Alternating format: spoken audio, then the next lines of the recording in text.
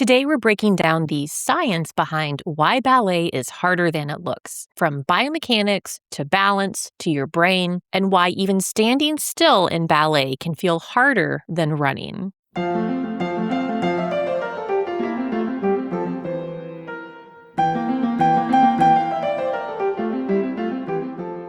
The first and biggest reason ballet is harder than it looks is that it's designed to look easy. That's the entire aesthetic. Dancers are trained to keep their face relaxed, move smoothly between positions, and make everything look controlled and effortless. Even when something is extremely difficult, it shouldn't look like it. This creates a disconnect because what you're seeing on stage or even on YouTube or Instagram is the final product, not the effort, not the muscle activation, not the years of training behind it. So right away, ballet feels harder than it looks because the difficulty is intentionally hidden. Now let's talk about balance. Most people think balance is just about not falling over, but from a biomechanics perspective, it's much more complex. Balance is about controlling your center of mass, basically your body's weight, over your base of support, which is your feet. In everyday life, that base is relatively wide. In ballet, it becomes very small.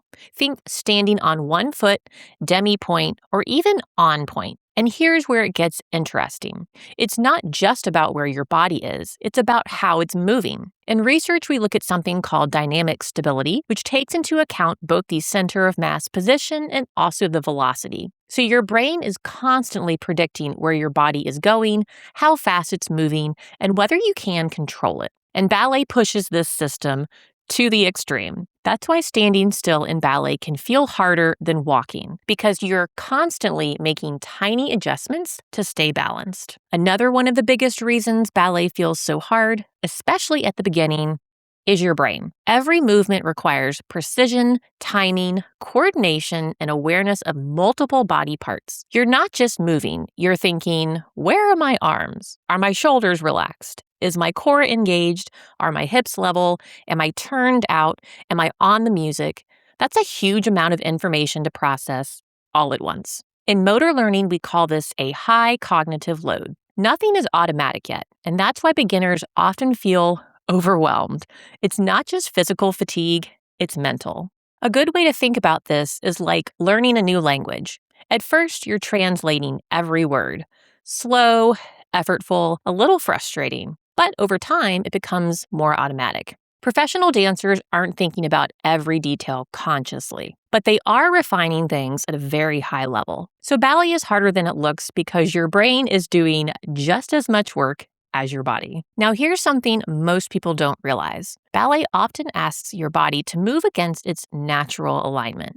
Take turnout. In everyday walking, your feet point forward. That's the most efficient way to move. In ballet, you're externally rotating your legs from the hips while trying to maintain alignment through the knees and feet. That requires deep hip muscle activation, joint stability, and continuous control. If your body doesn't have the mobility or strength to support that, it will try to compensate. And that's where you start to see knee strain, foot gripping, or loss of balance. So ballet is harder than it looks because you're retraining your body to move in a completely different way. Also, a lot of people assume ballet isn't strength-based, but it absolutely is.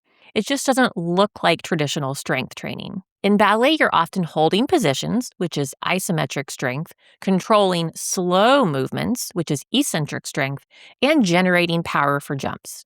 For example, holding your leg in the air isn't just flexibility. It's strength at the end range of motion, where your muscles are at a mechanical disadvantage. Landing from a jump requires absorbing force through the ankles, knees, hips, and core, and doing it quietly with control. So ballet is harder than it looks because you're having to be strong where your body is least stable. Now here's what really makes ballet unique.